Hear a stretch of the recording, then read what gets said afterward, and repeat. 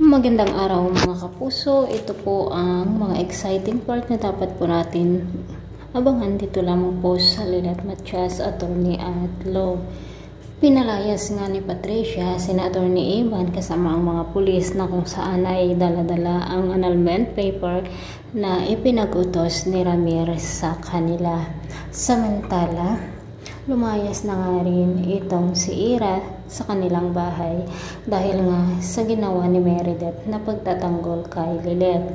Habang nag-uusap nga ang mag-ina na sila Lilet at Meredith, sinabi nga ni Lilet nakalimutan na lamang nila na mag-ina sila at ipagpatuloy na lamang ang kanilang nasimulan na dati naman ay may kanya-kanya na silang pamilya para sa ikabubuti ng lahat. Labag man sa kalooban ni Lilet, ang sinabi niyang ito kay Meredith ay wala siyang magagawa dahil nga alam niyang kailanman ay hindi siya matatanggap ni Ira bilang kapatid.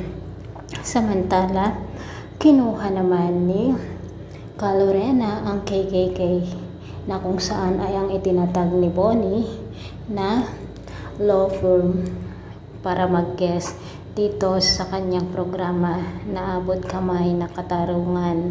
At habang kasalukuyan ngang nagsasalita sina Lilet at Bonnie, sumugod nga itong si Patricia mga kapuso at kung ano-ano ang mga pinagsasabi niya na si Lilet ang sumira sa kanyang pamilya at si Lorena naman ay may anak siyang rapist.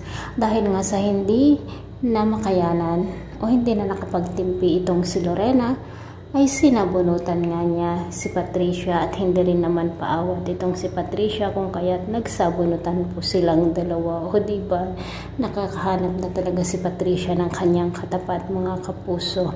Samantala, tinotorture naman ni Ino ang kanyang girlfriend ngayon dahil nga sa sex scandal na kung saan ay binidyo po niya. Umiiyak ang babae na i-delete niya iyon, ngunit sinabi ni Ino na hindi niya i-delete dahil hindi na daw niya ito mahahawakan sa leeg kapag dinilit niya ang video na iyon. Hindi na nga nakapagtimpi ang babae kung kaya't humina nga siya ng tulong sa kanyang kapatid at ito nga ang bagong kaso na hahawakan ni Meredith mga kapuso. Si Lilet na naman kaya ang magiging abogado nitong si Ino, pero sa pagkakataong ito siguradong maniniwala na si Lilet na si Ino ay isang rapist at hindi na nga niya ito ipagtatanggol.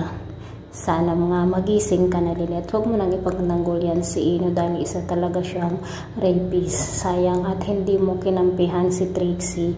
Doon sana ang way kung kaya't nagkabati na sana kayo ngayon. So mga kapuso, talagang huramentado na itong si Patricia dahil nga sa desisyon ni Ramir na makapaghiwalay na sa kanya. So ito po ang mga dapat natin abangan dito lamang po sa Lilet Matias. Maraming salamat po.